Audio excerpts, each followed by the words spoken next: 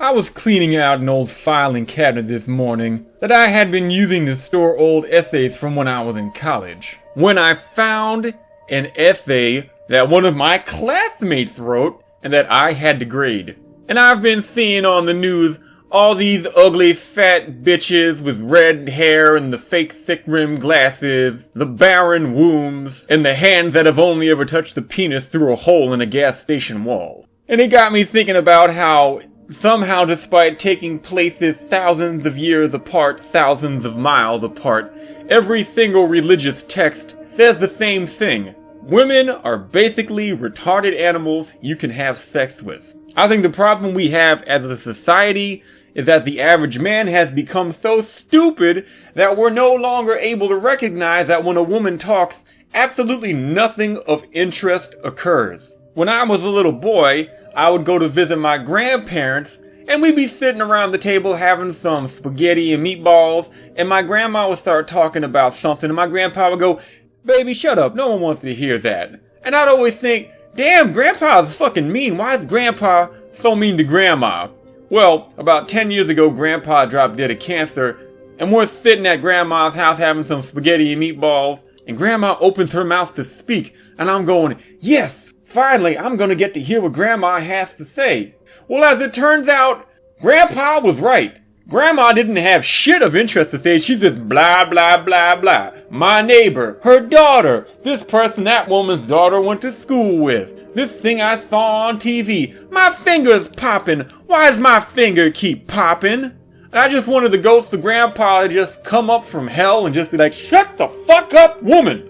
So anyway, this story about this essay took place in about 2008. It was my first semester of college, and I had to take a Composition 101 class. I picked that specific class because on RateMyProfessor.com, everyone said the teacher had some great big old titties, and I just happened to be a fan of great big bouncing bahoolies. So I signed up, and I'm noticing as the semester goes on, this teacher's starting to kind of mentally unwind. She's not combing her hair, she stops wearing makeup, she's putting on weight, and not the good kind of weight where it's like she's got a big round ass and some nice squishy titties, and that nice soft belly that you can kind of rub your face against while not listening to a thing she has to say, but the nasty kind of fat, where her stomach pudge was in danger of sticking out further than her titties. And one day she shows up to class in a silk negligee, with no bra, no panties, and a great big black trench coat. Like, she just got done getting fucked by somebody and then put on their coat and showed up to class. Now, I'm not complaining, because at that point, she was still a little bit delicious. If I could have fucked her and then pushed her into a volcano, that would have been the perfect deal. But she came into class all half naked, hyperventilating and going, "Okay, class. Today, we're gonna do essays about men. Why men are pigs, why men abuse women, why society should be run by women, and why men are violent to women." And then she went on a 30-minute long rant about every single male politician or athlete or dude on TV that she hated. And in my class, it was just me, one other guy, and 20 fat chicks. I felt like a delicious meatball floating around in a pool filled with ravenous sharks that were being whipped up into a feeding frenzy. So the other guy's looking over at me like, what do we do, man? I give him the chin up and I grab my book bag, and I'm heading to the exit because I figure this guy will come with me, right? Nope. He was a little bitch and stayed in his seat. And then suddenly the teacher directs her half-naked anger on me. "Oh, look, everybody. A straight, white, heterosexual, privileged male can't deal with a woman of authority telling you how disgusting you are." Which was probably the dumbest thing she could have said, because I know exactly how disgusting I am. And I said, "Look here, Mrs. Protruding Nipples. I signed up to school to learn, not to be your personal psychologist. Whatever problems you have at home are your problems, not mine." And then I got the fuck out of there. So I went home that night, and even though she told us to write our essays about why men are evil, the basic setup of the class was the teacher would suggest topics for our essays, but we were free to write whatever we wanted.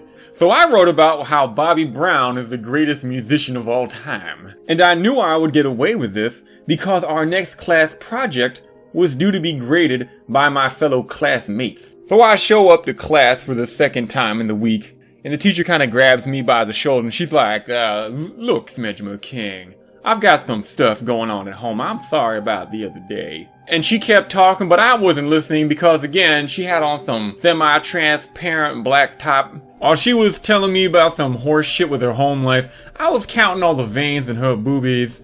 So anyways, I sit down in my seat, and it comes time to trade off papers.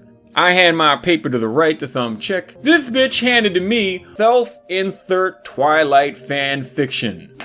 So I'm just gonna get this right here in front of me, and I'm gonna read it. Because I want you to appreciate the unending stupidity that is woman, solidified, crystallized into its purest form. So now, without further ado, is an untitled short story by a big fat bitch.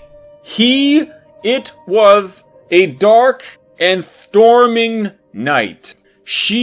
I was sitting in my living room watching her TV that I bought with money from parent. When suddenly there was call on phone. I picked up phone and said, "Is that you, Edward?" And in parentheses it says, "Edward is my handsome boyfriend who loves me because I am Speckle." And voice on phone said, "No, I am with government. You have the psychic power. We will get you, son." I think she meant soon. And if you think I'm just making silly voices to be silly, she actually wrote all this shit in all caps. And it continues to say, "So I hung up the phone and ran to her bedroom and put on my shoe," in parentheses, "that I got on sale at Payless using a coupon." I think that's a nice detail. That's called world building, people. Look it up. When suddenly, man burst through window, sending shards of window all over the floors. And he said, "We know you have the psychic powers." And I said to him, "Get out of her room!" And he flew backwards out of window to his die. And I looked out of her window, and she saw he was dead.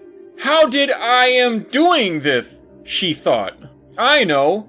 I will call Edward and he will explain everything." So I called her phone, and she boyfriend answered, saying, "I am Edward. I love you." And then the girl's real name, which I'm not going to say. "You are so beautiful and smart. And there's something I have to tell you. You have the psychic power." "What does this mean?" she asks. And then it's like it's like a paragraph of Edward telling her how beautiful and wonderful she is. And every fucking word is misspelled, but he eventually gets to the point and goes, "When we made the love, my vampire sperm gave you the psychic powers and the government." She keeps spelling government with an I. Like when she's done sucking vampire dick, she freshens up her breath with some nice governments. "And the government wants to get to you." When suddenly phone went dead, cold, silent dead. I dropped phone on floor. Front door kick in. The men in black rush into the room. And they say, "We know you have the psychic powers and you have killed Agent Q.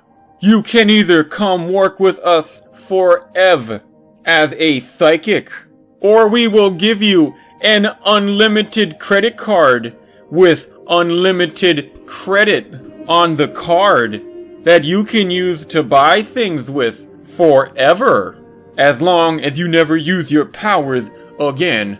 But just then, blood trickled down neck.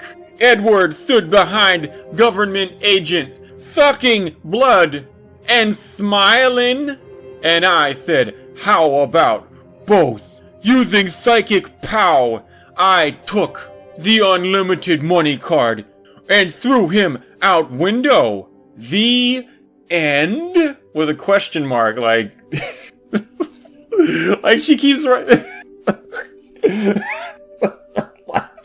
like it's going to be the next 50 Shades of Grey coming out next. And I remember sitting in class shaking with laughter as I'm reading this. And my teacher, who was already kind of angry at me, is shooting daggers out of her big protruding nipples. I picked up the paper.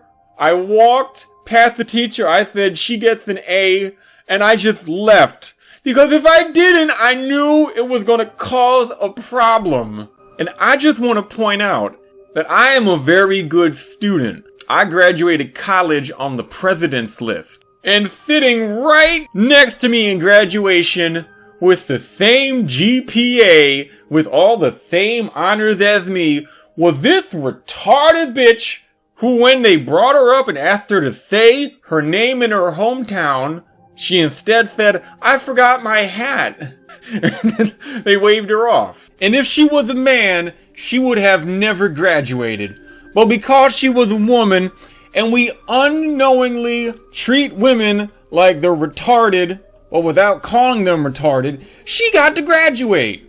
And I'll never forget, at most commencements, there tends to be like a spiritual leader, a politician, a successful businessman, or a famous scholar. At my commencement, we had the woman with the ugly dog. She would go on to Conan O'Brien and Jay Leno, and she had this ugly dog that his tongue hang out, and her stupid horseshit commencement speech was all about how, oh, we're all beautiful in our own way, like my ugly dog. And if you would go to my website and buy t-shirts and book bags and posters with my ugly dog on it, the world will be a better place.